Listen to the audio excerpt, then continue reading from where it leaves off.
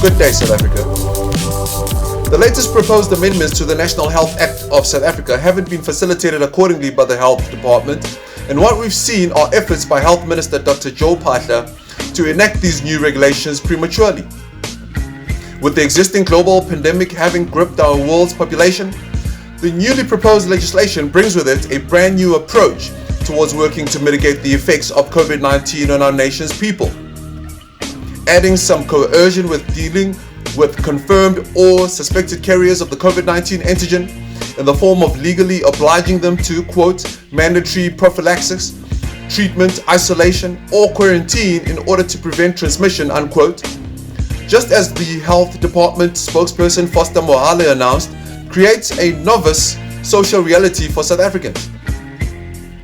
So far, the Cape High Court has been playing a role in delaying the passing of the proposed amendments. However, the ratepayers of South Africa are yet to be given their full entitlement to exercising their legislative prerogatives as set forth by the National Health Act No. 61 of 2003's Chapter 11, Section 90, Subsection 4A.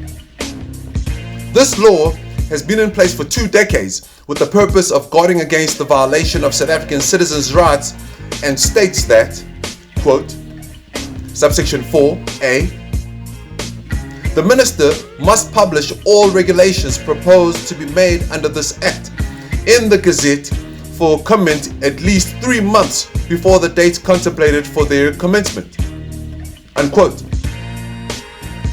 It is today up to the South African electorates and opposition parties to reject the sped-up process undertaken by the Health Ministry, which also sought to circumvent consultation with other members of Parliament. Such action is not an anomaly in the ruling party's history, as we remember as far back as the year 2012, when a similar attempt to approve the Private Security Industry Regulation Amendment Bill, which intended to restrict foreign ownership of security companies, faced opposition from concerned parties. 2 years subsequent to that, in 2014, was the introduction of the Labour Relations Amendment Act, which created an exacerbation of the reoccurrence of undemocratic protests and strikes at workplaces. Another bill where public comments hadn't initially been given adequate time and consideration was the National Liquor Amendment Bill of September 2016. In 2018, the new Mining Charter, which was essentially the Mineral and Petroleum Resources Development Act amendment, brought with it an emphasis for affirmative action appointments to be racially representative and for purchasing to be local, consequently making South Africa's mining industry less able to attract foreign investment. The Solidarity Party also expressed its discretions on the proposed Health Act amendments. Hello again. So yesterday, President Cllr Nkuli reiterated that the state of disaster will soon be lifted, but some COVID-19 related regulations will remain in place. Earlier this week, the Department of Health published new draft regulations, which will be part of the National Health Act for public comment. However, the Solidarity Research Institute says these regulations are out of touch. To expand further on this, we're joined by Connie Mulder, head of the Solidarity Research Institute. Thank you very much, Mr. Mulder, for availing yourself this afternoon. So just this morning, getting news from the United Kingdom that they have scrapped PCR requirements for people who are traveling into the country, including passenger locator forms. They will no longer also be required. From the additions to the current health regulations, what stood out for you that seems to be a problem? Thank you, Duduzile. I think the main thing is we've gone back in time with these regulations. It's like these regulations are meant to be in 2020 and we're in 2022 now. We've had 4 waves of COVID. We've seen that in the latest Omicron wave, healthcare was not under any pressure, which suggests that we do have the capacity, without any special measures, to handle the burden of disease that COVID would place on South Africa. And that is the number one reason for all the regulations that we had under the state of disaster, was not to stop the virus. You can't regulate a virus, it's not going to stop, but to make sure that we have beds for everyone who needs one in a hospital. We're at that situation now, which means none of these regulations are necessary anymore. We do not need to have a situation, for example, where if there's one COVID case in South Africa, we force people to wear masks and we force the indoor venues up to half capacity once again. This just does not make any sense. Public involvement in the formation of the health legislation of our country is absolutely necessary, as the people who stand to be served with court orders and ultimately imprisonment for the purposes of transgressing COVID-19 regulations are going to cost the very taxpayers who will have to finance the state institutions that will be affected. Whether or not South Africa's population receives all the personal protective equipment or PPE they need is a life or death matter, and this piece of legislation should be treated as such. Jill Benson, Action SA Head of Strategic Litigation, will be participating in the official legal proceedings leveled at the Health Minister.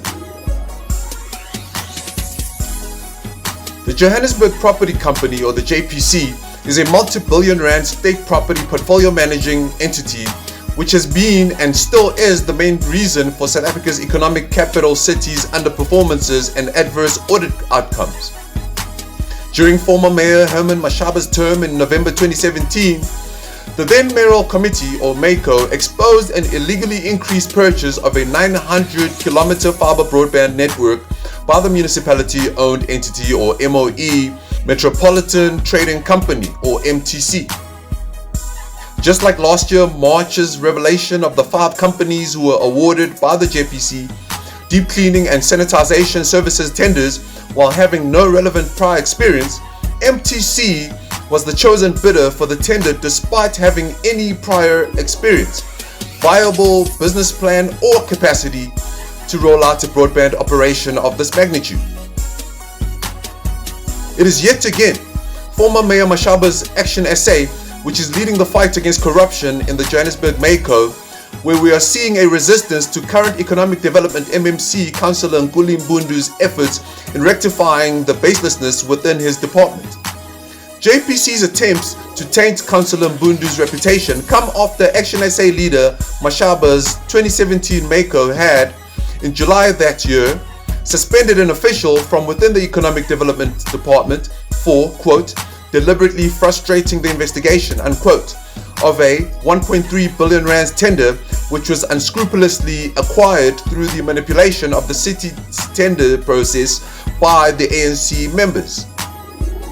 Action SA's former Johannesburg Mayor Mashaba's committee was also the one that divulged of the 161 million rands fire engines tender in 2017, which was awarded to a company despite the given party not having valid bid evaluation committee documents. Here is Mmc Mbundu elaborating on the latest reforms he has in place for regulating the informal traders environment in Joburg City. So informal trade in Johannesburg has seen an increase, with an informal business occupying almost every corner of the CBD. In order to tackle this, Economic Development MMC says the city has to be unapologetic in implementing bylaws. A new informal trading policy is currently being drafted. The policy has designated areas where informal traders can set up shop, and those found trading in illegal areas or without permits will be arrested. We are joined by the MMC for Economic Development, Mr. Nkuli Mbundu. A very good afternoon to you, sir, and thank you so much for joining us. Good afternoon to you. Thank you for having me. So maybe let's start with, the history of this policy in terms of when it was initially drafted and what it was looking at. Yeah, it was initially drafted in 2018. That's when the process started that led to public participation. Eventually it made it to council late last year or so. And where it is currently sitting at the Section 79 Oversight Committee for review, we wanted to just hold back on it and review its completeness for a number of reasons. We want to make sure that it talks to the present day elements, especially when you look at things like illegal, undocumented foreigners who are operating informal trade in the streets, and whether or not we should be permitting that to happen. And we are consulting on the legality thereof. So we want to make sure that it is really all-encompassing. All those concerned about the occurrences at the JPC can clearly see that this entity is in need of being purged in its totality, as even its highest executive body members have, just last year, been suspended due to the financial misconduct findings which led to 18 million rands in fruitless and wasteful expenditure. In light of the Special Investigating Units or the SIU's condemning evidence against JPC CEO Helen Bottas and CFO Imran Bamji, the then Mayor Jeffrey Makubo, who is now departed, and then City Manager Floyd Brink, persisted to reinstate Bottas and Bamji to their positions as CEO and CFO respectively. Our multiple party coalition government has made additional efforts such as laying criminal charges of corruption against these JPC officials, and yet the ruling party and some factions of our justice system seem to overlook the damage being done by the accused. Of late, Cllr Mbundu has played a pivotal role in removing the chairperson of the JPC on the premises of his alleged failure to address a damning SIU report. This is in line with the requisites of a political office bearer, just as required by the Municipal Management Act No. 56 of 2003's Chapter 4, Section 32, Subsection 4C1, which covers irregular or fruitless and wasteful expenditure in that, quote, Subsection 4, the accounting officer must promptly inform the mayor, the MEC for local government in the province and the Auditor General in writing of C. The steps that have been taken, 1. To recover or rectify such expenditure, unquote. Bongani Baloyi, Action SA Gauteng Provincial Chairperson, is further endorsing the MMC Cllr Mbundu amidst the accusations from JPC. Thank you.